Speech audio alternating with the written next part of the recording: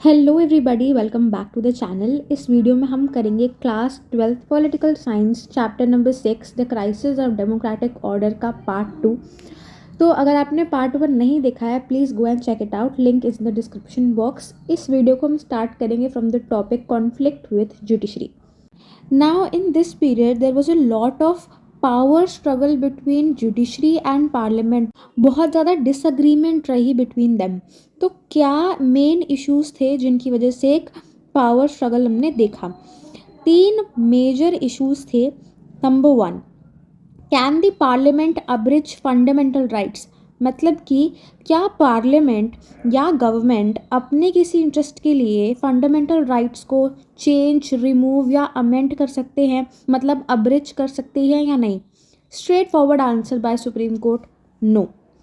Secondly, can the parliament curtail the right to property by making an amendment? मतलब क्या right to property या कोई भी fundamental right सिर्फ अमेंडमेंट से हटाया जा सकता है? Again, no. Thirdly, the Parliament amended the Constitution saying that it can abridge fundamental right for giving effect to directive principles, that is DPSP.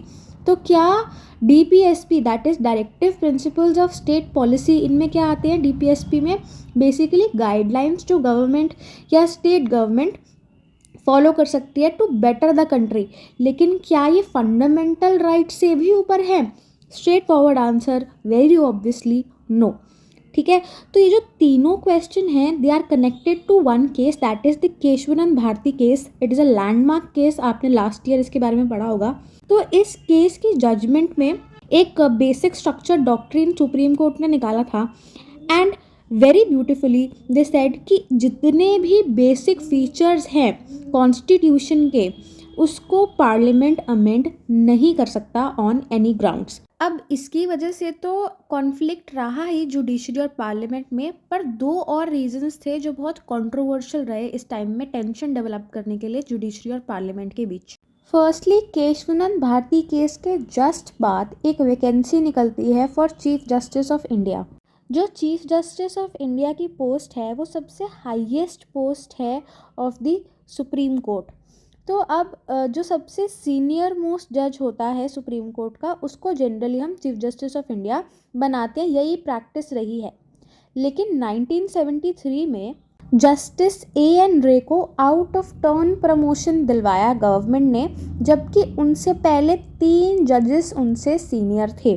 तो ये बहुत कंट्रोवर्शियल रहा, क्योंकि 3 जजेस जो उनसे सुप्रीम है या सीनियर हैं पोस्ट में और एज में, उनको जो है छोड़ करके एन रे को आउट ऑफ टर्न प्रमोशन मिला for the post of chief justice of India. अब जून 1975 में क्या हुआ, जो जगमोहन लाल सिन्हा थे, मतलब कि जो इलाहाबाद हाई कोर्ट के जस्टिस थे, उन्होंने क्या किया, उन्होंने एक जजमेंट पास करी जिसके अंडर इंदिरा गांधी का लोकसभा इलेक्शन इनवैलिड था, यानी कि उनकी सीट जो थी इनवैलिड डिक्लेयर कर दी थी इन लोकसभा। अब यहाँ से शुरुआत होती है इमरजेंसी की। तो let's move on to the next topic which is declaration of emergency. अब एग्जैक्टली हुआ क्या था, एक सोशलिस्ट लीडर थे राज नारायण, जिसने कॉन्टेस्ट किया था इलेक्शन 1971 में against Indira Gandhi. He filed a petition in Allahabad high court कि इंदिरा गांधी ने गवर्नमेंट की सर्विसेज यूज़ करी है in her election campaign, which is not allowed. अब हाई कोर्ट की जजमेंट थी कि she was no more an MP, तो वो प्राइम मिनिस्टर की पोस्ट पे भी नहीं है अगर उनको विद इन 6 मंथ्स दोबारा इलेक्ट नहीं किया गया तो obviously she demanded for a stay order. लेकिन जो हाई कोर्ट है उन्होंने सिर्फ पार्शल स्टे ऑर्डर दिया, मतलब कि she was an MP until the final judgement, पर वो लोकसभा की प्रोसीडिंग्स में एंटर नहीं कर सकती थी।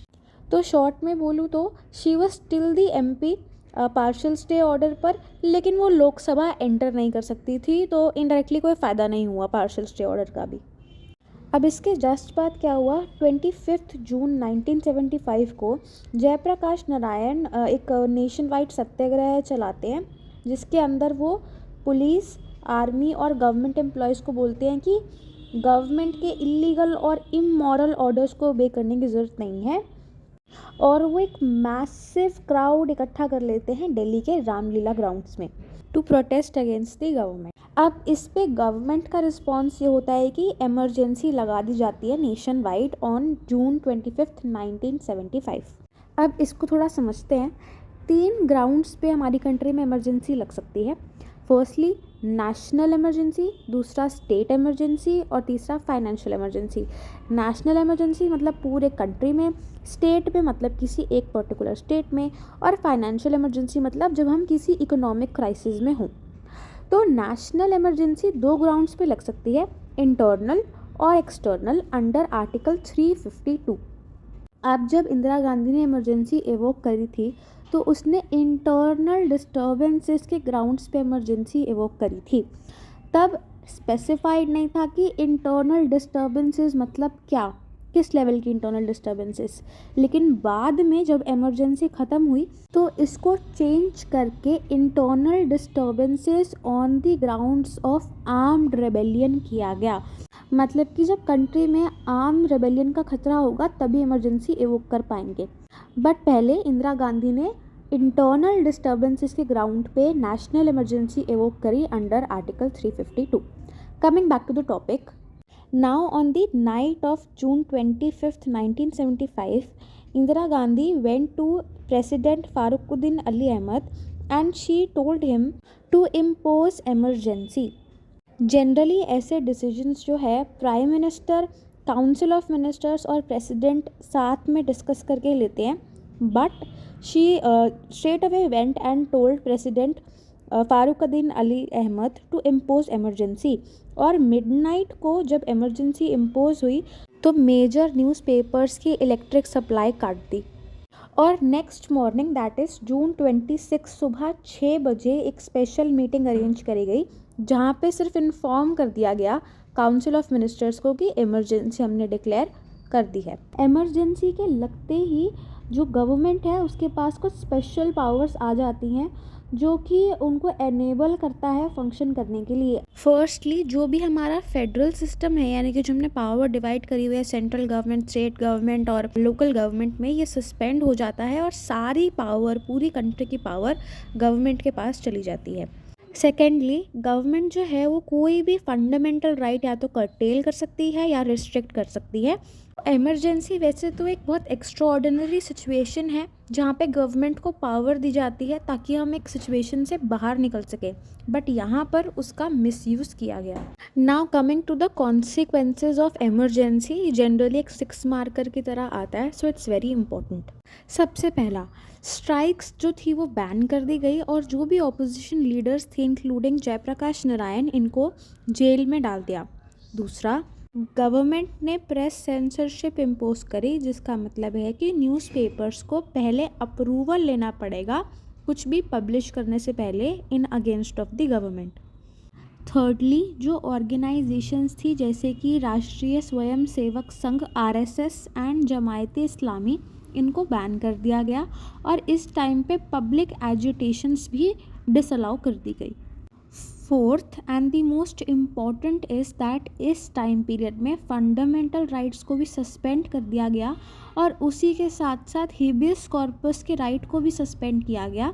मतलब कि आप कोर्ट जा नहीं सकते to file any complaint. Fifth, इस टाइम पे एक्सटेंसिव यूज़ किया गया प्रिवेंटिव डिटेंशन का, जिसके अंडर किसी क्राइम करने की वजह से किसी को अरेस्ट ना करके इस ग्राउंड पे अरेस्ट किया गया कि वो कोई क्राइम कर सकते हैं, उसके चांसेस हैं। तो प्रिवेंटिव डिटेंशन के अंदर बहुत सारे लोगों को अरेस्ट किया गया और जो ऑपोजिशन रह गए, अरेस्ट नहीं हो पाए, वो अंडरग्राउंड चले गए, लेकिन फिर भी प्रोटेस्ट जो है ऑर्गेनाइज करते रहे गवर्नमेंट के खिलाफ। अब लोगों ने जो है वो नाराज़गी दिखाई, रेजिस्टेंस दिखाया इमरजेंसी के खिलाफ। फॉर एग्ज़ाम्पल जो न्यूज़पेपर्स थे इंडियन एक्सप्रेस एंड स्टेट्समैन, इन्होंने क्या किया, ब्लैंक स्पेसेस छोड़ने शुरू कर दिए as a sign of protest against the press censorship imposed by the government. और जो मैगज़ीन्स थी जैसे कि सेमिनार और मेन स्ट्रीम, इन्होंने तो बंद ही कर दिया अपना magazine instead of submitting to censorship as a sign of protest.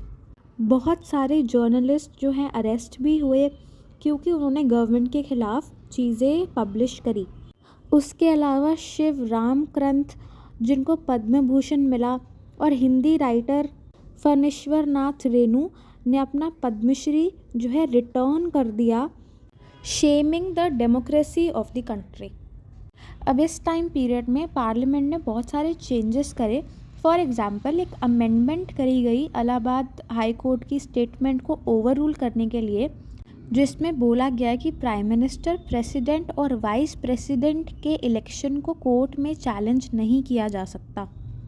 इसके अलावा 42nd अमेंडमेंट के अंदर बहुत सारे और अमेंडमेंट्स करे गए जो आपने क्लास 11th में पढ़े थे।